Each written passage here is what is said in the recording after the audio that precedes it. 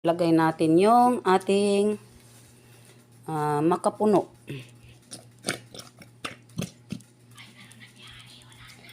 Ano ba yan? Huwag kang mag-ganyan. Ayan na po yung ating coconut string.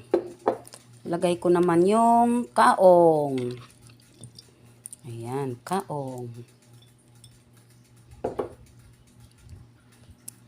Lagay ko na rin ating all-purpose cream.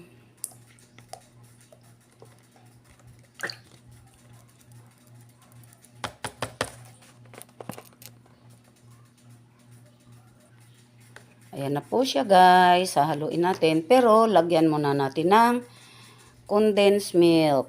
Ayun. Ay, ayaw lumabas. Teka, wait. Ito na po ang ating gatas kondensada.